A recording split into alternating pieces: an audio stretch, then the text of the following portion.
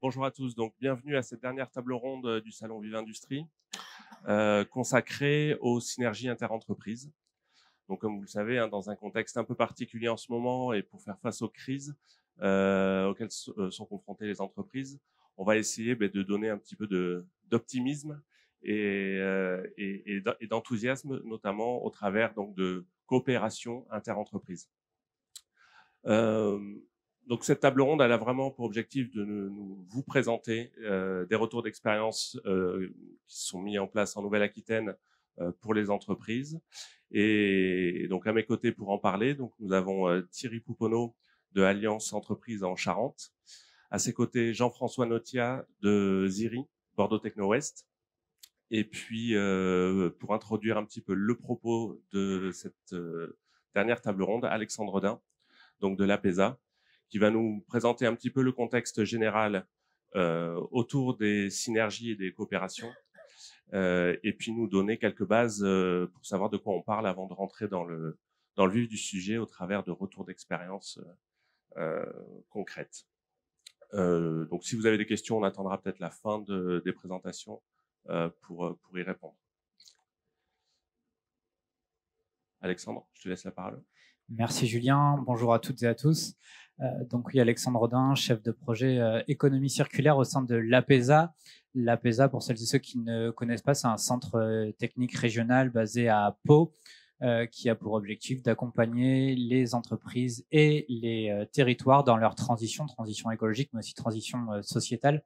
C'est une équipe, donc 44 personnes sur la présentation. On a un peu grandi ces derniers temps. On est plutôt autour des 50 collaborateurs avec c'est une structure qui existe maintenant depuis une trentaine d'années, principalement initialement basée sur l'accompagnement de sites industriels, notamment sur les approches santé, sécurité, environnement, et qui a peu à peu évolué vers des approches produits, valorisation de la biomasse, éco-conception. Et c'est un peu le sujet qu'on va traiter aujourd'hui, c'est que l'entreprise, elle n'est pas toute seule, elle est inclue sur un territoire sur lequel elle peut coopérer avec les autres acteurs. Et donc ça, c'est moi, une de mes missions au sein de l'APESA, c'est de pouvoir essayer d'aider le développement de coopération interentreprises. Ces coopérations interentreprises, finalement, elles peuvent se mettre en place sur l'ensemble des ressources que peut consommer une entreprise ou que peut utiliser une entreprise. On va bien sûr penser principalement aux ressources naturelles, la matière, l'eau, l'énergie, sur lesquelles on peut mettre en place un certain nombre de synergies. Donc ça, c'est facile, soit sur des ressources qui ne sont plus utilisées, typiquement les déchets, la chaleur fatale, et voir si on ne peut pas leur trouver notamment une nouvelle utilisation. Ces ressources, on peut aussi les considérer comme des ressources matérielles, des équipements, de la logistique, et essayer de voir comment la coopération finalement peut permettre de mieux utiliser ces différentes ressources, puisqu'il y a aussi un certain nombre de ressources. C'est pas qu'elles ne sont pas utilisées, mais elles ne sont pas utilisées avec l'ensemble de leur potentiel, elles sont sous-utilisées. Et on va le voir, il y a un certain nombre de bénéfices de la coopération, et notamment des bénéfices environnementaux. C'est pour ça notamment que l'APESA s'intéresse à ces sujets. C'est que, et je pense que pour ceux qui sont allés sur le colloque qu'il y avait il n'y a pas longtemps sur la partie achat responsable, on voit bien que l'aspect coopération peut aussi générer de la transition écologique dans les entreprises, notamment dans leur modèle d'affaires. Et donc, pourquoi coopérer? Pourquoi une entreprise va se pencher sur ces sujets-là pour se lancer dans des démarches de coopération avec ses voisins, notamment? Alors, il y a différents finalement niveaux de coopération et différentes façons pour lesquelles l'entreprise va avoir un intérêt à coopérer avec ses entreprises voisines. La première, ça peut être typiquement d'acheter moins, et on parlait voilà de politique d'achat. Quand vous allez consommer finalement des matières qui ne sont plus utilisées par vos voisins, de la chaleur qui est plus utilisée par vos voisins, c'est finalement des ressources fossiles ou des matières vierges que vous allez consommer en moins. Donc ça, c'est une approche un peu de acheter moins, et c'est ce qu'on appelle finalement les synergies de substitution de ressources. Le deuxième intérêt que peut avoir des entreprises à coopérer, finalement, c'est d'acheter aussi moins cher. On s'aperçoit notamment quand on est des petites entreprises où on n'est pas dans des logiques groupes et on va acheter à l'échelle de son site. Donc, on a aussi des pouvoirs de négociation qui sont beaucoup plus faibles que si on travaille en groupe. Et donc, on voit bien que l'intérêt de se coopérer des fois, notamment dans les mutualisations d'achat de services, c'est d'essayer d'acheter le service qu'on achetait avant, mais l'acheter moins cher du fait qu'on va acheter en plus gros. Alors, ça peut être acheté moins cher, mais ça peut aussi être acheté mieux. On peut aussi des fois se dire, je ne peux pas avoir tel niveau d'achat, notamment si j'ai envie d'intégrer des critères de responsabilité sociétale des entreprises, des critères environnementaux dans mes achats. Au bout d'un moment, des fois, je suis limité par le critère prix. Et je pense qu'on va le voir avec les logiques d'achat groupé, notamment sur l'électricité, et comment finalement le fait de travailler en groupe, c'est aussi de se dire, je peux, du fait qu'on ait négocié collectivement les prix, je peux aller finalement, au lieu d'acheter de l'électricité classique, aller acheter de l'électricité verte, d'acheter de l'énergie renouvelable à un prix qui est peut-être à iso-budget par rapport à ce que je voulais avant parce que je travaillais tout seul. Et enfin, le dernier levier, et on va le voir, j'aurai peut-être quelques éléments à partager en fin de présentation, c'est l'innovation. Il y a le fait de coopérer entre acteurs économiques sur ces sujets, notamment autour de la ressource, c'est souvent aussi des bons moyens, des bons leviers pour faire naître l'innovation sur les territoires et développer des nouvelles activités auxquelles on n'avait pas pensé ou auxquelles on s'était mis des freins puisqu'on n'avait pas les compétences en interne. Mais quand on fait la somme des compétences présentes à l'échelle d'un territoire chez les différents acteurs économiques, on peut développer des projets à plusieurs qu'on n'aurait pas pu en restant finalement au périmètre de sa propre entreprise. Donc voilà, il y a différents leviers et je pense que le mieux, c'est de voir peut-être aussi après d'un point de vue opérationnel. Ok. Effectivement, on a vu là pourquoi coopérer, mais comment faire en sorte que ces coopérations réussissent, aboutissent et d'une manière générale, qu'est-ce qu'on doit mettre en œuvre pour sécuriser et dérisquer ces coopérations, ces synergies? Alors, la première façon qui fait qu'on met en place une coopération finalement inter-entreprise, c'est qu'il y a un contrat gagnant-gagnant entre les deux entreprises. Les deux doivent avoir quelque chose à y gagner. En tout cas, il ne doit pas y avoir une des entreprises qui a quelque chose à perdre dans l'affaire. Donc ça, c'est un des points essentiels et ça, on voit assez rapidement si c'est faisable ou pas. Le deuxième point, c'est aussi la faisabilité technique. Il faut bien clarifier le besoin entre les deux et bien s'assurer que ce besoin il est partagé, il est réciproque et que on va pouvoir vraiment coopérer. Après, il y a la coopération, finalement, c'est quand même des relations commerciales entre deux ou plusieurs acteurs économiques. Donc, il peut y avoir aussi un certain nombre de réglementations à regarder. Là encore, si c'est bien fait et il y a un certain nombre d'acteurs qui peuvent vous aider sur les territoires, on va en voir par la suite, mais je pense aussi au réseau des chambres de commerce et d'industrie qui peuvent vous aider à regarder un peu les sujets qu'il y a à regarder.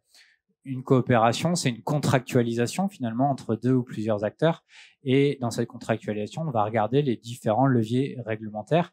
On a le droit de l'environnement, notamment quand on va parler de ressources, de déchets ou de matières. Il y en a un certain nombre de réglementations dans le code de l'environnement qui est à vérifier. On a la réglementation orientée sur les produits. Il faut bien entendu que la ressource qui soit échangée, elle réponde aux normes produits, comme si vous achetiez un produit classique. On a les normes liées au droit du commerce.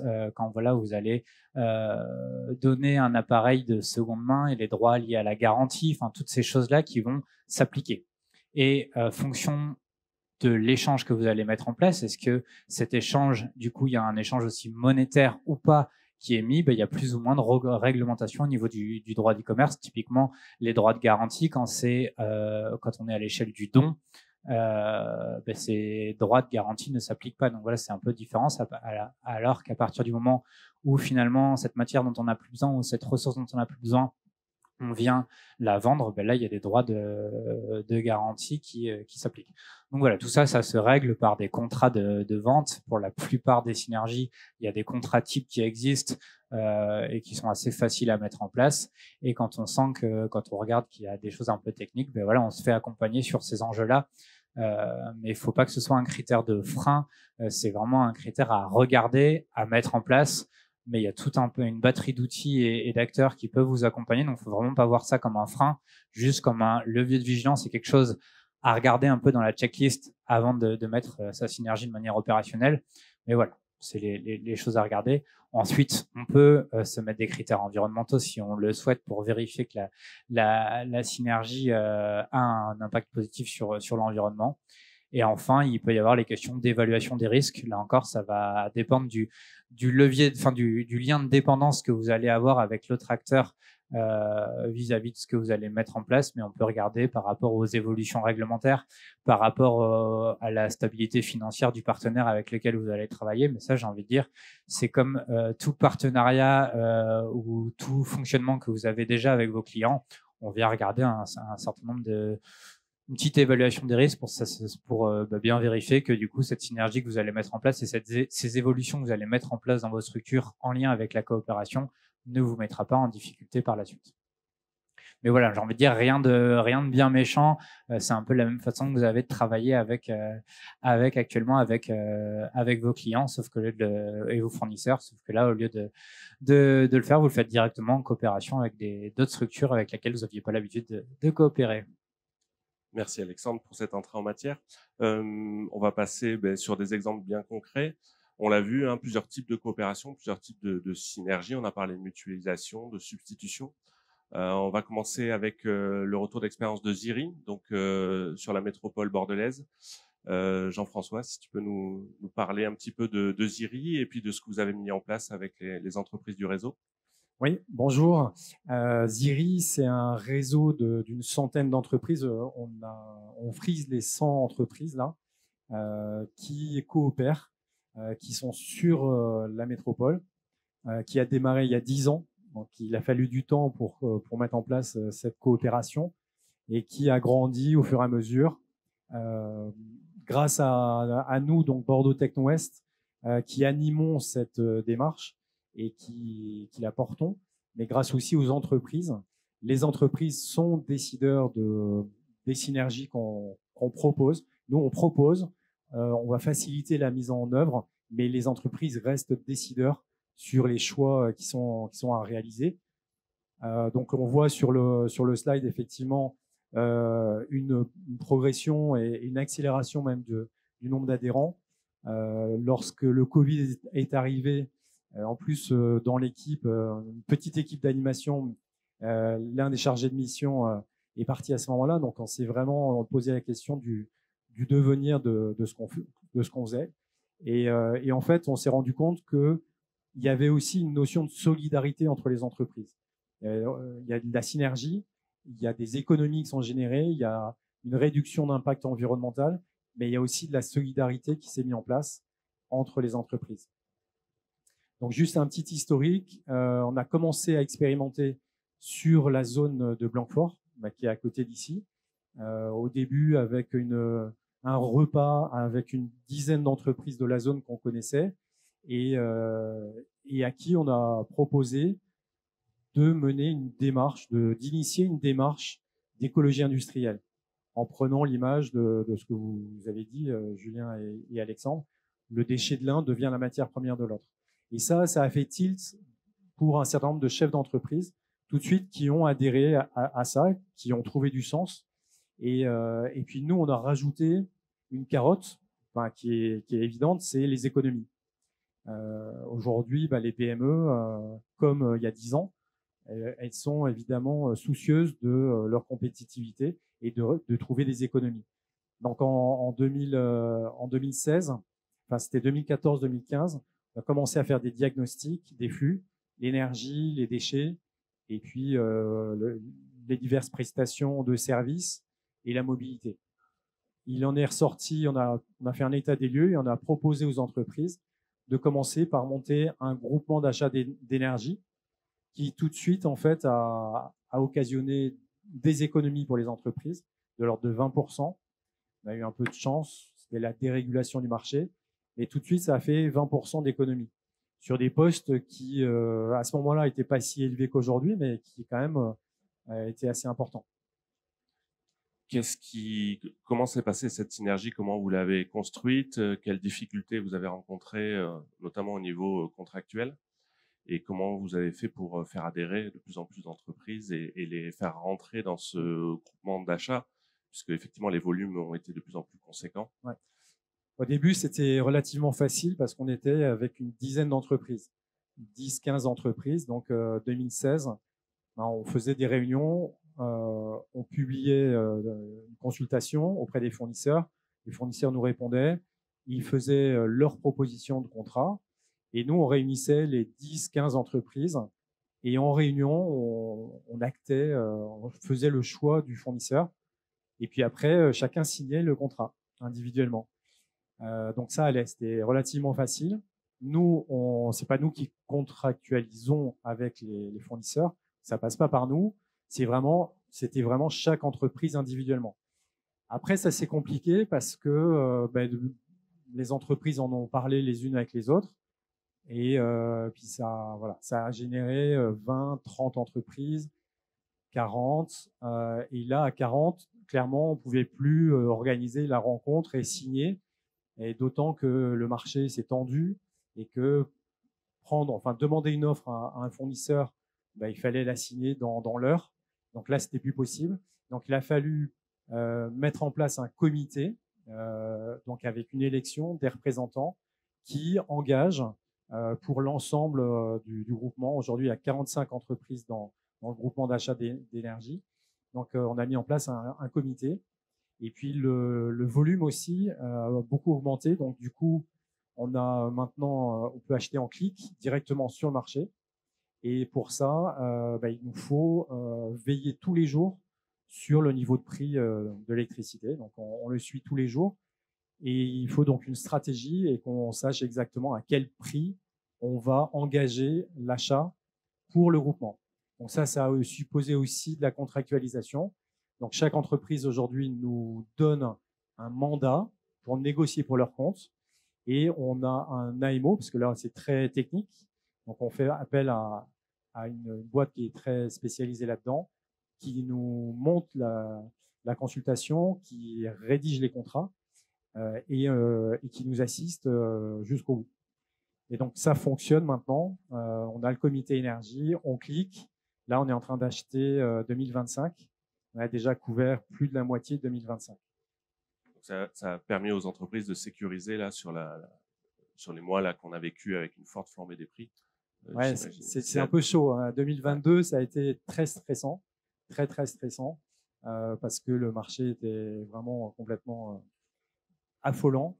Mais par contre, je dirais, au début, il a fallu un peu éduquer, sensibiliser les membres du groupement qui ne sont pas des acheteurs professionnels de l'énergie.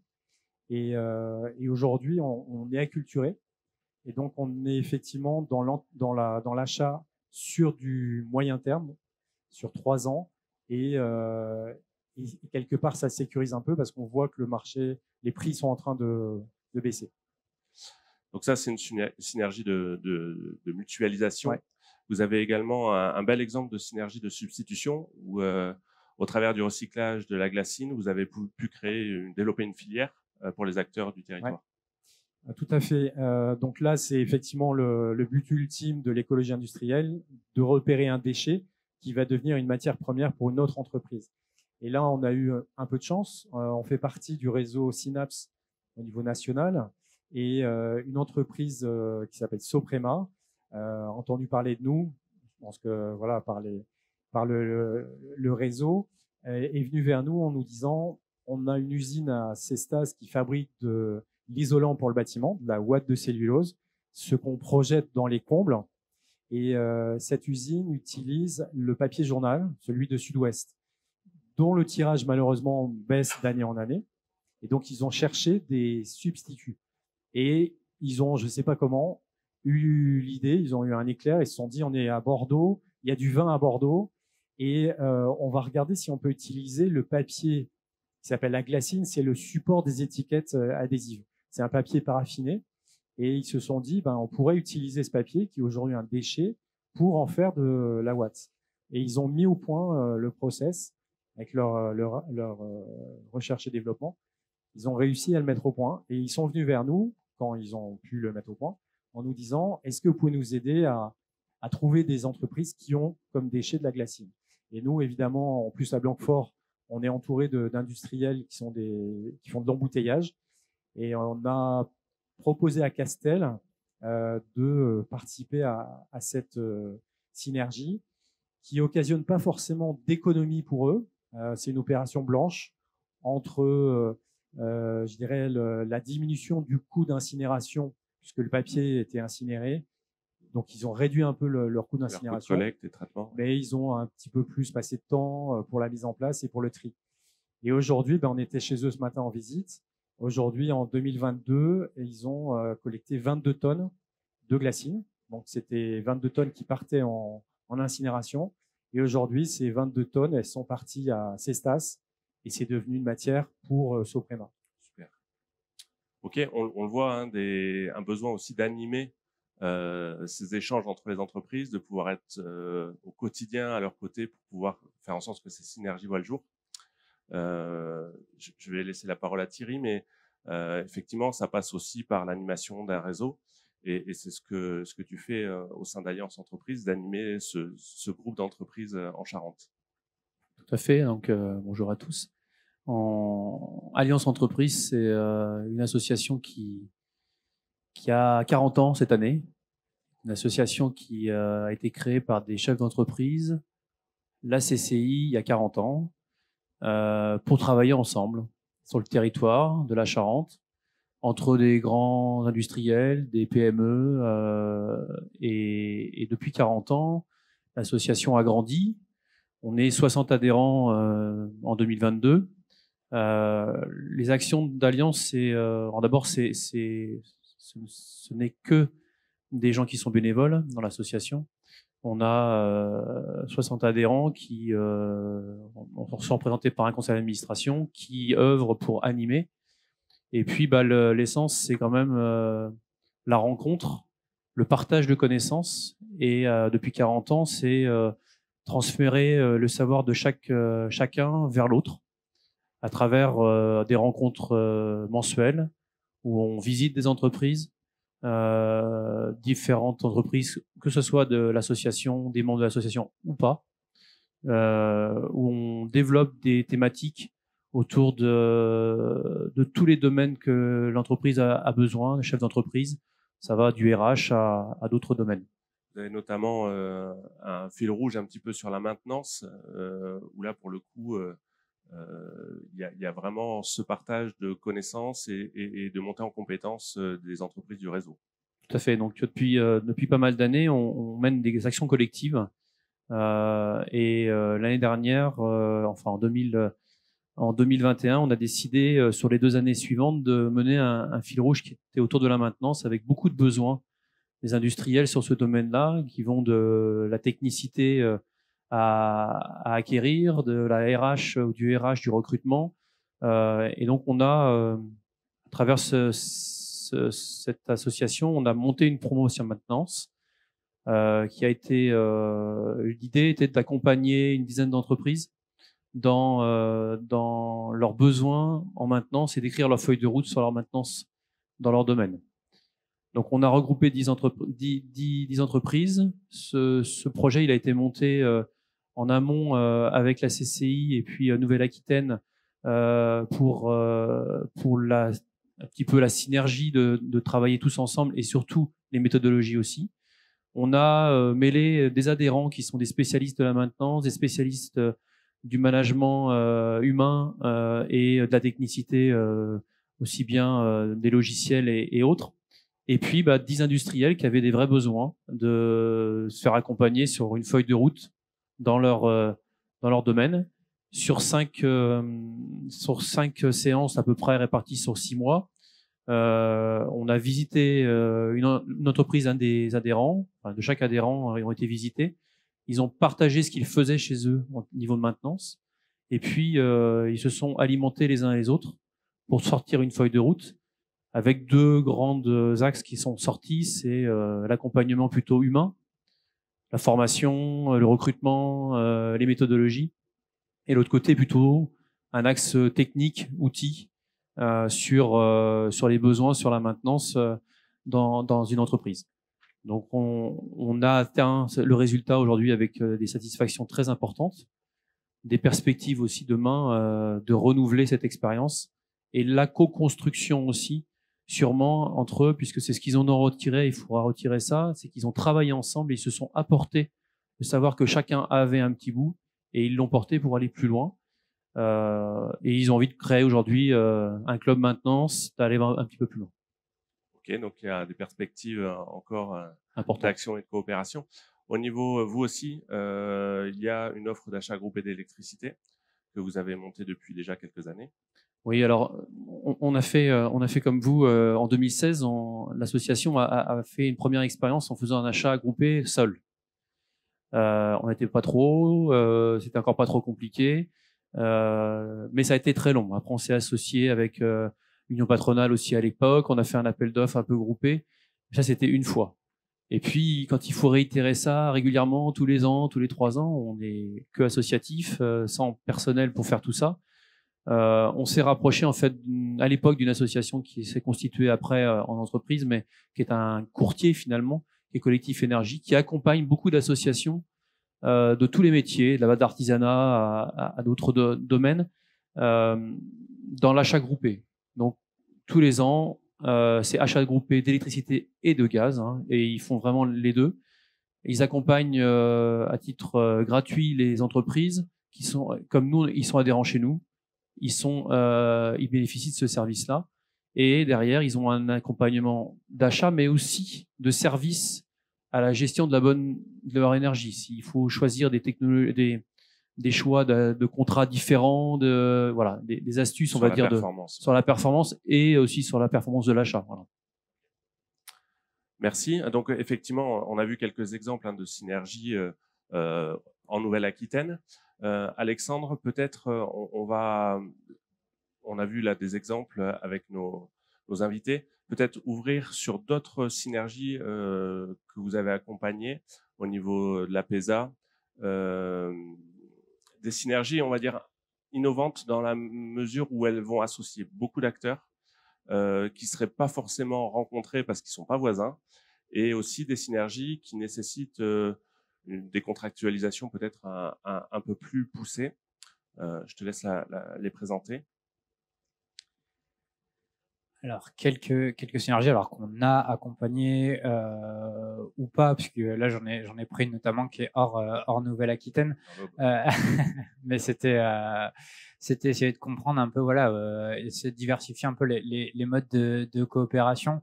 Peut-être commencer, pas les prendre dans l'ordre, mais celle qui me vient en premier à l'esprit, c'est le fret fluvial. Quand on disait que des fois il y a des choses qu'on peut pas faire tout seul, mais en se regroupant on peut du coup trouver des chemins du possible. C'est vraiment ça. Là on est du côté du Lot-et-Garonne et avec pas mal d'entreprises de l'agroalimentaire. Et on comprend bien que les entreprises de l'agroalimentaire, c'est elles qui viennent aussi pas mal nourrir Bordeaux. Et donc, il y a énormément de camions finalement qui passent actuellement du Lot-et-Garonne vers Bordeaux, alors qu'on a une continuité fluviale qui est assez évidente. Et là, on a des entreprises qui disent, on parle beaucoup de décarbonation des transports, etc. Voilà, il y a plus de bateaux, il n'y a plus rien qui se passe. Elles ont commencé à en parler à une animatrice du territoire qui justement était là pour essayer d'identifier ce type de synergie. Et quand elle a eu 1 fois la demande, 2 fois la demande, 3 fois la demande, elle a dit là c'est peut-être aussi l'occasion de se regrouper, de mettre les collectivités dans la boucle, de regarder quels opérateurs peuvent être là, d'aller chercher Voies navigables de France. Voilà, on vient finalement mettre tout un écosystème d'acteurs qui peuvent nous aider à mettre en place le projet. Et donc c'est une étude en différentes phases. Et là, on est vraiment dans la 3e phase. Il y a eu des tests pilotes qui ont déjà été faits. Là, on est vraiment dans la dernière phase du projet avec et on tend à rendre cette synergie qui sera sûrement opérationnelle visée fin d'année ou début d'année prochaine. Mais donc, on voit bien, voilà, la capacité demain à transférer des camions sur des bateaux. Et là, voilà, on est à 835 tonnes d'équivalent CO2 en moins parce que là, on est sur des gros volumes. On est sur, d'un point de vue coût pour les entreprises, on était à iso-budget. Par contre, en termes d'externalités négatives, vu le nombre de camions qui circuleraient en moins, on a des gains extrêmement importants qui sont sortis des premières études. Et là, au niveau contractuel et juridique, comment ça va se passer pour les entreprises qui étaient à la base sur l'expression du besoin? Comment elles vont pouvoir se structurer?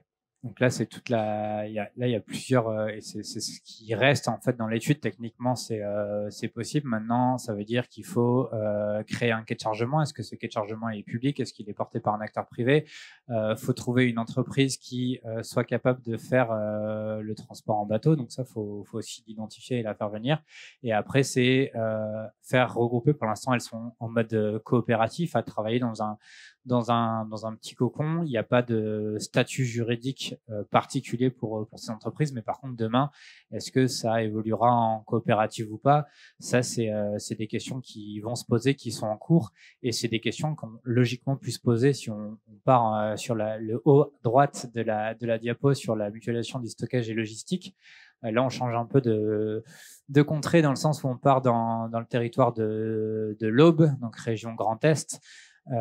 Et on a 2 entreprises de l'agroalimentaire qui, là aussi, se sont posées des questions d'un point de vue logistique sur des réflexions dont on ne va pas parler forcément directement avec son voisin qui peut potentiellement être concurrent, mais sur 2 grosses entreprises de l'agroalimentaire, une qui fait de la fameuse andouillette 5A, du coup de l'Aube, et on est sur le chaours, le fromage aussi traditionnel de l'Aube. Et ces 2 entreprises qui à un moment ont des chambres, ce qu'on appelle en froid positif, donc des chambres frigo, qui assurent aussi la logistique et qui avaient toutes les 2 des besoins soit d'agrandissement, soit de réparation, d'entretien de leurs chambres. Et elles avaient ce type de structure qui permettent de mettre en réseau et de se faire parler les entreprises. Et lors d'une réunion un peu informelle, les chefs d'entreprise ont fini par se dire, voilà, ça c'est partie des ressources sur lesquelles c'est peut-être intéressant d'en parler à son voisin, parce que moi je dois faire des travaux, on va voir lui où il en est. Et donc ils se sont parlé d'un sujet sur lesquels habituellement ils ne se seraient pas du tout parlé, parce que c'est pas, voilà, on n'est pas sur ce type de problématique d'entreprise qu'on a tendance à parler dans des réunions, dans des clubs d'entreprise. Et ils sont aperçus qu'en fait, ils avaient tous les 2 des besoins de travaux et qu'ils avaient tous les 2 des camions qui étaient remplis à 50% parce qu'il y avait des demandes de la grande et moyenne surface qui étaient importantes. Il fallait qu'ils fassent des livraisons et par contre, ils n'arrivaient pas à remplir les camions. Et ils se sont dit, est-ce qu'on n'aurait pas intérêt à coopérer sur cette partie-là et le faire ensemble? Et qu'est-ce qu'il en est sorti aujourd'hui? Il y a une 3e entreprise qui est créée, qui gère pour eux la logistique et le stockage en froid positif. Eux, ils ont des toutes petites chambres froides et ça part là-dessus. On est passé des camions remplis à 50% à des camions remplis à 95%. Il y a des économies d'échelle. Ils ont créé une nouvelle structure. Cette nouvelle structure a été un peu surdimensionnée volontairement. Maintenant, il y a une 15aine d'entreprises qui en bénéficient. Et donc, on voit bien une logique, une innovation finalement territoriale. Elle n'a rien d'innovation d'un point de vue technique. On est vraiment dans l'innovation territoriale et logistique, mais qui permet des gains économiques pour les entreprises, des gains environnementaux pour le territoire. Et donc là, on est dans une relation gagnant-gagnant pour tout le monde. Et donc là, pour le coup, là, on le voit bien, ça s'est créé. C'est une 3e entité juridique et dont les 2 entreprises ont dû rentrer dans l'actionnariat, mais on a bien la création d'une 3e entité juridique. Donc on le voit, c'est vraiment des opportunités de développement de nouveaux services, de nouvelles activités. Alors, on n'a peut-être pas forcément le temps de toutes les détailler, mais peut-être en quelques mots, là, les 2 autres, là, on a à la fois de la valorisation de coproduits et la mutualisation de compétences liées à la ressource humaine. La mutualisation de compétences, alors c'est pas grand-chose, hein, c'est 6 heures par semaine sur un agent d'entretien. Je l'ai mis, c'est que c'est une relation, c'est un partage de salariés entre un acteur public et un acteur privé. C'est juste pour vous montrer qu'en fait c'est possible et même un acteur public peut s'intégrer dans ce type de synergie. Et là encore une fois, quand on a une compétence, il faut l'imaginer, une entreprise, des fois on n'a pas besoin d'une compétence à plein temps, et si on va chercher un petit temps, c'est notamment dans les milieux ruraux, c'est compliqué d'aller chercher un haut niveau de compétences qui répondent aux besoins. Et donc il faut penser que ça, c'est des choses qui des fois sont possibles. Et là encore, ça s'est fait sur donc ce qu'on pourrait appeler pas comment on peut mais globalement, c'est du prêt de salariés d'une entreprise du privé vers une entreprise publique. On avait besoin que 6 heures par semaine, et plutôt que faire appel à un cabinet extérieur, elle a pris une des entreprises qui était au niveau local et qui lui met à disposition 6 heures par semaine un de ses salariés. Et ça, c'est des choses qui sont facilement possibles. Par contre, il y a des règles à suivre. Des règles, c'est que grand 1, il faut un accord du salarié. Ça peut pas être faire sinon. Grand 2, il faut une convention entre les deux structures. Grand 3, la structure qui emploie la personne ne doit pas faire de bénéfices. Globalement, c'est un salaire chargé qui est pris en charge, mais elle ne doit pas faire de bénéfices là-dessus. C'est pas son activité de mettre à disposition, c'est juste un prêt. Et grand 4, tous les droits et avantages sociaux du salarié qu'il avait dans sa première entreprise sont maintenus. Et si le contrat demain vient à terme, le salarié reprend à plein temps dans l'entreprise initiale. Donc voilà, il y a 4 règles à savoir, à connaître et à mettre en place. Mais c'est des choses, à partir de là, il y a rien de monstrueux, et ça peut se faire entre un acteur privé et un acteur public. Donc ça peut se faire partout. Donc c'est facile. C'est facile, il y a juste des règles à savoir. Et maintenant, en ouais. plus, on a des exemples. La dernière, je ne sais pas si on a le temps ou sinon on va peut balayer passer vite, on va balayer sur la suite. Mais voilà, si vous voulez, au niveau dans le cadre de la dynamique, ce qu'on appelle d'écologie industrielle et territoriale, mais finalement, c'est 15 territoires en Nouvelle-Aquitaine. On va essayer de systématiser la recherche de coopération interentreprises à l'échelle de territoires bien précis qui vont d'une zone d'activité à des départements. Et j'avais pu faire, donc, parce que l'APESA est c'est un dispositif ADEME région régional, dans lequel l'APESA joue un rôle d'appui technique et méthodologique des différentes démarches, dont la démarche ZIRI. Et j'avais pu faire un recueil comme ça de 15 synergies, dont l'achat groupé qui a été présenté par Jean-François. Et l'idée, c'est d'essayer de voir un peu comment ça s'est mis en place, avec quels acteurs, combien de temps ça a pris, les points de vigilance qu'il faut avoir. Donc, on a 3-4 pages de retour d'expérience par démarche, et donc par synergie, pardon, et il y a 15 synergies. Et donc ça va de très facile à des plus compliqués, et ça vous explique un peu tout le détail, et ça c'est complètement disponible sur recita.org, donc qui est la plateforme ADEME région DREAL, qui recense toutes les initiatives en économie circulaire de Nouvelle-Aquitaine.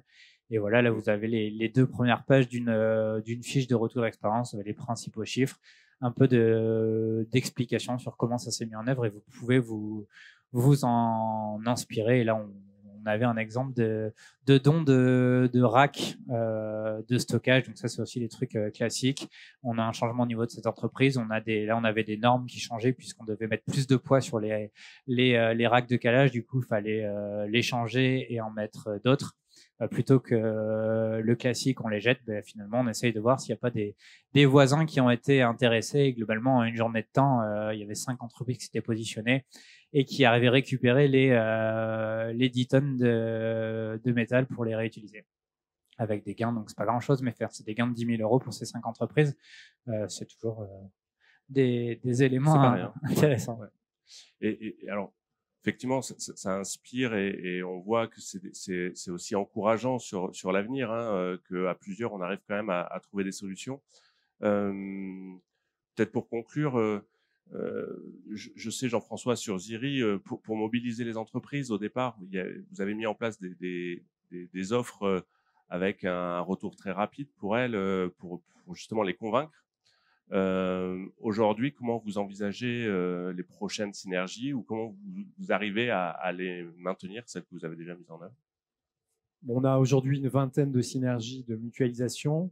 On anime des ateliers pour faire émerger des synergies de substitution, et on monte en fait des nouvelles synergies en permanence. Là, on est en train de travailler sur une synergie sur les palettes, et on s'appuie sur une start-up, puisque Bordeaux Techno-Est, donc notre association accompagne des start-up, et là on s'appuie sur une start-up qui a créé une plateforme d'achat local et responsable, et donc ils vont mettre en ligne en fait une offre préférentielle pour les adhérents ZIRI, pour l'achat de palettes neuves, mais aussi pour le don ou la vente de palettes d'occasion entre les entreprises, sans intermédiaire. Donc voilà, ça fait partie de la suite. On a de plus en plus de startups qui sont soit issues de chez nous, soit d'ailleurs, qui les unes vendent du carton d'occasion. Donc là, c'est carton vert qu'à La Rochelle. Néolès ou la plastiquerie, on est dans l'économie circulaire. Ce sont des entreprises qu'on accompagne qui proposent le recyclage des capsules de café ou le recyclage, enfin la transformation de plastique dur. Et ça, c'est vrai que actuellement, c'est ce qu'on met en avant en plus. Donc en fait, c'est sans fin. Il y a des synergies tout le temps et il faut pouvoir les animer. Donc là, aujourd'hui, on est plutôt sur un peu une crise de croissance. C'est comment est-ce qu'on peut continuer d'animer le réseau. On veut qu'il soit pérenne. Donc pour qu'il soit pérenne, il faudrait qu'on atteigne 200 adhérents à peu près. C'est pas, on a le potentiel, c'est pas impossible, mais il faut animer tout ça et faire en sorte que les entreprises, il y a une adhésion, que les entreprises adhèrent et qu'elles aient toutes un retour, un bénéfice. Et il y a une autre chose qu'il faut qu'on fasse, c'est pouvoir mettre en place une mesure concrète. Ça, on y travaille avec le centre de ressources régional, c'est de faire un rapport d'impact pour les entreprises et idéalement individuel, en leur disant, voilà, 2022, voilà l'impact environnemental qu'ont eu vos actions à travers les synergies qu'on porte. Merci. Alors, je ne sais pas s'il nous reste un petit temps pour des questions éventuelles. Ouais, une ou deux peut-être, s'il y en a dans le public.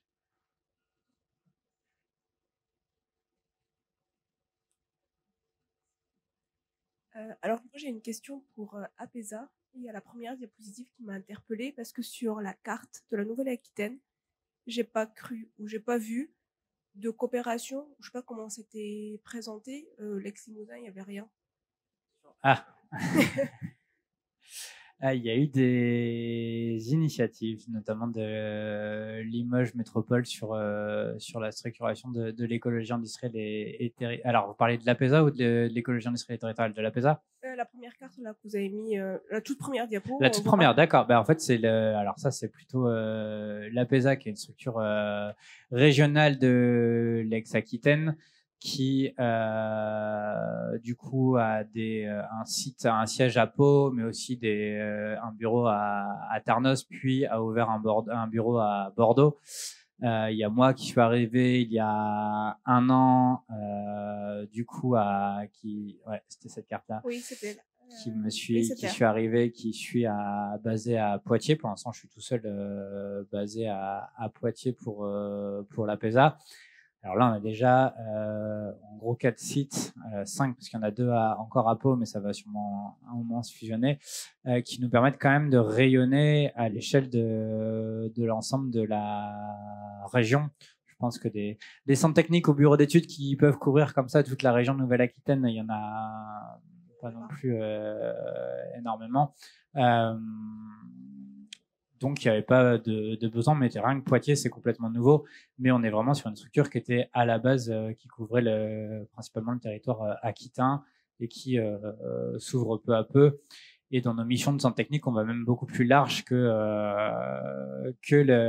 la région Nouvelle-Aquitaine. Typiquement sur les compréhensions là de l'écologie industrielle et territoriale, j'accompagne actuellement par exemple la ville de Roubaix ou la Martinique sur ces approches écologie industrielle et territoriale. Donc on sort même du cadre de la région.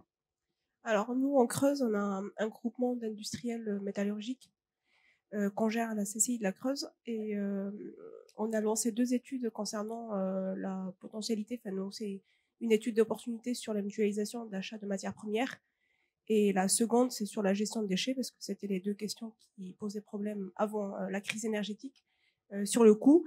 Et on a des choses qui se dessinent parce qu'on a comparé et du coup, on a des références communes, on a un problème de logistique, même en déchets.